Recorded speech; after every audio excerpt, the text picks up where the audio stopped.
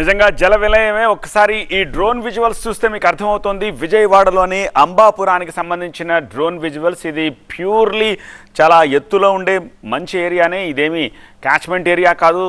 ఇప్పుడు మనం కొద్ది రోజులుగా ప్రస్తావిస్తున్న ఎఫ్టీఎల్లో బఫర్ జోన్లు అంతమించే కాదు. ఎందుకంటే మీరు చూడొచ్చు ఆ పైన అంతా నది ఉంది, కృష్ణ. సో నదిలో కూడా లక్షల క్యూసెక్ల నీరు వెళ్తున్నాయి కాబట్టి ఈ వాటర్ లాగే పరిస్థితి లేదు. సో అంబాపురం అంతా కూడా మంచి ఏరియా అయినా సరే కూడా ఈ బుడమేరు నుంచి వచ్చిన పొంగు అదేదైతే ఉందో అది మొత్తం విజయవాడ సిటీలో ఈ అంబాపురం, సింగనగరం, రామకృష్ణాపురం ఈ ఏరియాలన్నింటినీ కూడా ముంచేసింది. ఎప్పుడైతే మీకు నదిలో కృష్ణలో ఆ పైన కనిపిస్తున్న కొండలకి దగ్గరలో కనిపిస్తున్న ఆ నదిలో ఫ్లో తగ్గుతుందో అప్పుడు మాత్రమే ఈ నీరు లాగే పరిస్థితి ఉంటుంది. సో ఈ నీరు అప్పటి వరకు అలాగే ఉండే అవకాశం ఉంది. ఎందుకంటే సముద్రం కానీ నది కానీ అవి రెండు ఆ టైడ్స్ తగ్గి లేకపోతే అందులో ఉన్న ఫ్లో తగ్గినప్పుడే ఈ మెట్ట ప్రాంతాల్లో ఉన్న వాటర్ ఈ హై ఏరియాలో ఉన్న వాటర్ కూడా లాగి కిందకి వెళ్ళే అవకాశం ఉంటుంది. సో అక్కడ లక్షల క్యూసెక్ల వాటర్ దగ్గర ఇప్పుడు కృష్ణానదిలో ప్రకాశం బ్యారేజ్ దగ్గర 11 లక్షల క్యూసెక్ల వాటర్ వచ్చినట్టుగా మొత్తం 72 గేట్లు ఎత్తేసి వాటర్ని వదిలేస్తున్నారు. ఆ విజువల్స్ కూడా చూస్తున్నాం. సో ఆ ఫ్లో తగ్గాలి. ఆ ఫ్లో తగ్గితే కానీ ఈ వాటర్ లాగే పరిస్థితి లేదు. సో ఇంకొక రోజు వరకు ఇలాగే ఉండే అవకాశం ఉన్నట్టుగా మనకు అనిపిస్తుంది. ఒక్కసారి చూడొచ్చు ఎలా ఉందో మొత్తం అంతా కూడా ఊరా ఏరా చెరువా అన్నట్టుగా వాతావరణం విజయవాడలోని ఈ పర్టికులర్ ప్లేసెస్లో కనిపిస్తోంది. ప్రాణాలు కాపాడుకునేందుకేమో కొందరి ఆరాటం అయితే 2 రోజులుగా తిండి తిప్పలేవని చెప్పి మరికొందరి ఆక్రోశం. విజయవాడలో ఎక్కడ చూసినా సరే ఇలాంటి దయనీయ దృశ్యాలే కనిపిస్తున్నాయి.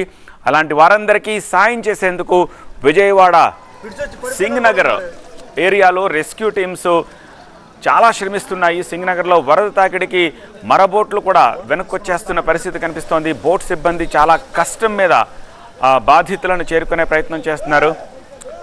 ఆ దృశ్యాలను చూస్తున్నాం మనము. ఇంకా ఆ వాటర్ ఫ్లో, బుడమేరు ఫ్లో ఎలా ఉందో కూడా చూస్తున్నాము. మీరు చూస్తున్నది నడి రోడ్డు, మోకాలు లోతు నీళ్లలో ఉన్న నడి రోడ్డు, సిటీ సెంటర్లోని సింగనగర్ ఏరియాలో ఉన్న నడి రోడ్డు ఏరియా. సో అక్కడ ఆ ఫుడ్ ప్యాకెట్ల కోసం, పాల ప్యాకెట్ల కోసం, నీళ్ల కోసం బయటకు వచ్చిన వాళ్ళ పరిస్థితి ఏంటో ఒకసారి అర్థం చేసుకోవచ్చు. సో ఎర్రనీళ్లు మట్టి కలిసి వాగులు పొంగి అలా బుడమేరు పొంగి విజయవాడ ఆ ఏరియాని, సింగనగర్లో ఆ ఏరియాని ఎలా ముంచేశాయో అర్థమవుతుంది. సో ఒక్క బోటు వేసుకుని మా ప్రతినిధి వాళ్ళ మార్నింగ్ తిరిగితే ఆ బోట్లో ఉన్న ఆహార పదార్థాల కోసం, పాల కోసం, నీళ్ల కోసం స్థానిక సింగనగర్ వాసులు ఎలా అల్లాడిపోతూ ఫుడ్ ప్యాకెట్ల కోసం ఎగబడ్డారో ఆ దృశ్యాలను కూడా కొద్దిసేపటి నుంచి మనం చూస్తూనే ఉన్నాము. సో సింగనగర్లో సిచ్యువేషన్ అది. గవర్నమెంట్ ఇమ్మీడియట్గా రెస్క్యూ చేయడానికి, వాళ్ళకి ఇమ్మీడియట్గా కావాల్సిన ఆహార పదార్థాలు తయారు చేయడం కోసం చాలా శ్రమిస్తోంది. కంటిన్యూస్గా అక్షయ పాత్ర ఫౌండేషన్ ద్వారా 1,00,000 మందికి ఆహార పొట్లాలను అందించేందుకు కావాల్సిన అరేంజ్మెంట్స్ చేసింది. దుర్గగుడి టెంపుల్ పోర్టు వాళ్ళని కూడా ఈ ఆహార పదార్థాలను తయారు చేయడానికి గవర్నమెంట్ ఆదేశాలు ఇచ్చింది. సో స్వచ్ఛంద సేవా సంస్థలు కూడా కొంతమంది రెస్క్యూ ఆపరేషన్స్లో పార్టిసిపేట్ చేస్తూ వాళ్ళు కూడా చేతనైనంత సాయం చేస్తున్నారు. ఎందుకంటే నిన్నటి నుంచి పవర్ సప్లై లేదు, నిన్నటి నుంచి వాటర్ లేదు, ఫుడ్ లేదు, ఏమీ లేవు. వాళ్ళందరికీ నిత్యావసరాలు చాలా ఇబ్బంది పరిస్థితి. సో వాళ్ళందరికీ వీలైనంత వరకు రెస్క్యూ ఆపరేట్ చేసి ఫుడ్ ప్యాకెట్స్ని అందిస్తున్న దృశ్యాలను చూస్తున్నాం. మరింత సమాచారం మా ప్రతినిధి క్రాంతి అందిస్తారు. 24 గంటలుగా ఫుడ్ లేక అల్లాడుతున్నారు. లోపల మనం చూస్తే కనుక పాల ప్యాకెట్లు కావాలని చెప్పి రిక్వెస్ట్ చేస్తున్నారు. ఇరికిపోయి నిన్న మార్నింగ్ నుంచి ఇరికిపోయాం మేడం. నిన్న మా 9 నుంచి జనాభా ఫుల్ వాటర్ ఫ్లోటింగ్ ఎక్కువ అయిపోయింది. ఉన్నారు మేడం, చాలా మంది ఉన్నారు మేడం. ఎవరికి ప్రజెంట్ ఎవరు రాలేదు. ఇప్పటివరకు ప్రజెంట్ అయితే ఎవరు రాలేదు, ఎవరు స్పందించలేదు కూడా ఇంతవరకు. అదే పరిస్థితి. ఇదే మేడం, పాల ప్యాకెట్లు కానీ బిస్కెట్లు కానీ ఇదే కానీ రావడం. ఫ్లడ్ వస్తుందని ముందుగా ఏం ఇన్ఫర్మేషన్ ఇవ్వలేదు మేడం. మాకు ఎవరు చాలా దాదాపు మొత్తం అందరూ ఎవరు కూడా బయటకు వెళ్ళలేదు మేడం. మార్నింగ్ ఒక బస్సు వచ్చిందండి, మార్నింగ్ 6:30 అరగా. ఆ తర్వాత నుంచి ఇంకా రాకపోకుండా ఆగిపోయింది మేడం. ఆ బస్సు వెళ్ళిన వెంటనే ఫ్లోటింగ్ వచ్చేసింది. ఎవరు ఇన్ఫర్మేషన్ కూడా ఇవ్వలేదు మేడం. ఇక్కడ మనం చూడొచ్చు ఇళ్ళన్నీ కూడా కింద గ్రౌండ్ లో ఉన్నటువంటి ఫ్లోర్స్ అన్ని కూడా మునిగిపోయినాయి. పబ్లిక్ పిల్లల కోసం పాల ప్యాకెట్ల కోసం వచ్చేటటువంటి బోట్ల వెనకాల పరిగెడుతున్నారు. దాదాపు వృద్ధులైతే తీవ్ర ఇబ్బందులు పడుతున్నారు. కెమెరామెన్ విజువల్ చూడొచ్చు. ఇల్లు లోపల సింగనగర్ దాటి లోపలికి వచ్చినటువంటి కాలనీల్లో పరిస్థితి ఇది. దాదాపు ఇళ్ళన్నీ కూడా జలమయం అయిపోయాయి, ఎక్కడికక్కడ అస్తవ్యస్తంగా ఉంది. దారుణటువంటి పరిస్థితి విజయవాడలో మనకు కనిపిస్తూ ఉంది. పాల ప్యాకెట్లు, వాటర్ ప్యాకెట్లు, బిస్కెట్ ప్యాకెట్ల కోసం పరిగెడుతున్నారంటే ప్రస్తుతం పరిస్థితిని అర్థం చేసుకోవచ్చు. ఎక్కడ పడుకోవడానికి లేదు, వండడానికి లేదు, తినడానికి లేదు, కనీసం కొన్ని చోట్ల ఉండటానికి కూడా లేదు. ఫస్ట్ సెకండ్ ఫ్లోర్స్ ఉన్న వాళ్ళు కింద నుంచి పైకి వెళ్ళారు, అలా అవకాశం కూడా లేని చోట్ల పక్కింటికి ఎక్కారు. కొన్ని చోట్ల వెళ్ళటానికి కూడా లేని వాళ్ళు రేకుల పైన ఎక్కుండిపోయినటువంటి పరిస్థితి. ఏంటి ఎంతమంది ఉన్నారు మీరు? నలుగురు ఉన్నాయండి. ఎవరు రాలేదా ఉదయం నుంచి ఫుడ్ ఇవ్వడానికి? ఎవరు లేరండి, ఎవరు రాలేదు. అసలు 2 రోజులు ఇదే మా పరిస్థితి, ఎవరు రాలేదు. మరి ముందు చెప్పలేదా ఇక్కడ నుంచి? చెప్తాను, కరెంట్ లేదు, మా ఫోన్లు ఛార్జింగ్ ఏమీ లేవండి. మాకు చెప్పలేదు, ఎవరు చెప్తున్నారు రెస్పాన్స్? మేము చెప్పడం పరిస్థితి మాది ఈరోజు విషయం అది. అయితే చూడొచ్చు, వెనకాల కరెంటు లేదు, ఫోన్ సిగ్నల్స్ లేకపోవడంతో తీవ్రమైనటువంటి ఇబ్బందులు పడుతున్నారు. దాదాపు ఎక్కడికక్కడ మొత్తం జనమంతా కూడా బయటికి రాలేక ఫుడ్ కోసం ఎదురు చూపులు చూస్తున్నారు. అయితే ఇప్పటికే కొంత ఎంట్రీ పాయింట్ దగ్గర ఉన్నటువంటి పబ్లిక్ అయితే వాటర్ ప్యాకెట్స్ అన్ని అందిస్తున్నారు. లోపలికి కొన్ని బోట్లు వచ్చి ఇచ్చేటటువంటి ప్రయత్నం చేస్తూ ఉన్నారు. దాదాపు 1000 ఇళ్ళు జల దిగ్బంధంలో ఉన్నాయి. బుడమేరు వరద దాదాపు 50 ఏళ్లలో ఎప్పుడు కూడా ఇలా రాలేదు. మొత్తం ఇళ్ళన్నీ కూడా గ్రౌండ్ ఫ్లోర్స్ నిండిపోయినాయి. పిల్లలు, పెద్దలు అందరూ ఇక్కడే ఉండిపోయారు. ఉదయం 8 గంటలకి ఇక్కడ నార్మల్గానే ఉంది. అందరూ పనులకు ఎవరికాళ్ళు కొంతమంది బయటకు వచ్చేసారు. మళ్ళీ తిరిగి 11 గంటలకి వచ్చేసరికి ఎక్కడికక్కడ మొత్తం వరద ముంచెత్తిందనే చెప్పాలి. వరద ప్రభావం అనుకోని స్థాయిలో వచ్చింది. అధికారులు అప్రమత్తం చేయకపోవడము అండ్ అలాగే పబ్లిక్ కూడా ఈ స్థాయిలో వరద వస్తుందని ఎప్పుడు ఊహించలేదు. విజయవాడలో ఈ స్థాయిలో ఎప్పుడు కూడా వరద రాలేదు.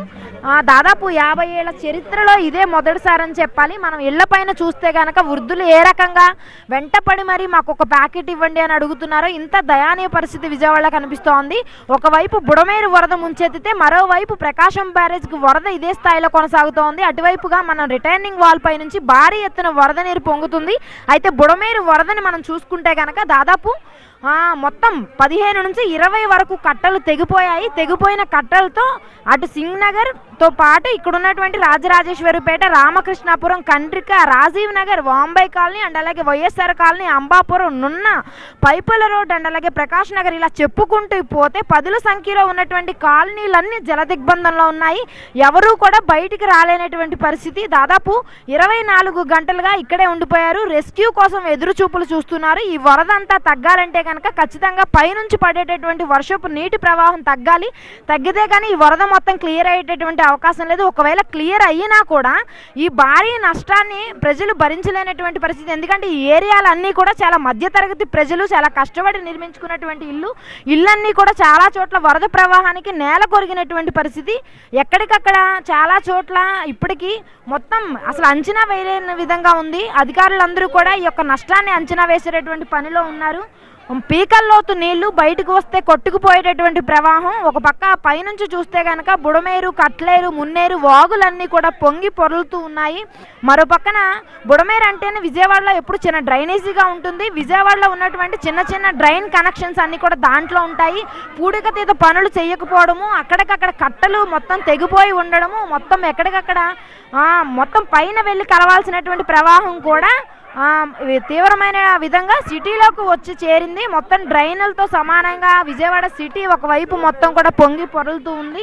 ఎన్నడూ లేని విధంగా వచ్చినటువంటి ఈ వరదతో అధికారులు సైతం ప్రస్తుత పరిస్థితిని అంచనా వేసేటటువంటి పనిలో పడ్డారు. సీఎం సైతం ఇక్కడే ఉండి విజయవాడ ఎన్టీఆర్ డిస్ట్రిక్ట్ చెందినటువంటి కలెక్టరేట్లో ఉండి ఎప్పటికప్పుడు పరిస్థితిని పర్యవేక్షిస్తున్నారు. కంట్రోల్ చేయడానికి 24 గంటల సమయం పడుతుంది కాబట్టి ప్రజలు సైతం ఎత్తైన ప్రదేశాల్లోకి వెళ్ళి ఉండాలి అని చెప్పి కూడా సూచనలు జారీ చేస్తున్నారు. అధికారులకు సహకరించాలి, ఎవరు కూడా బయటకు వచ్చేటటువంటి ప్రయత్నం చేయొద్దు. బయటకు వస్తే కనుక ఖచ్చితంగా ముందు దిగువ ఉన్నటువంటి ప్రదేశాల్లో ఫ్లోటింగ్ ఎక్కువగా ఉంది, కొట్టుకుపోయేటటువంటి ప్రమాదం ఉంది. దాంతోపాటు ఎక్కడ మ్యాన్ హోల్స్ ఉన్నాయి, ఎక్కడ ఎత్తుంది, ఎక్కడ లోతుంది అనేది అంచనా వేయడం కూడా కష్టంగా ఉంది.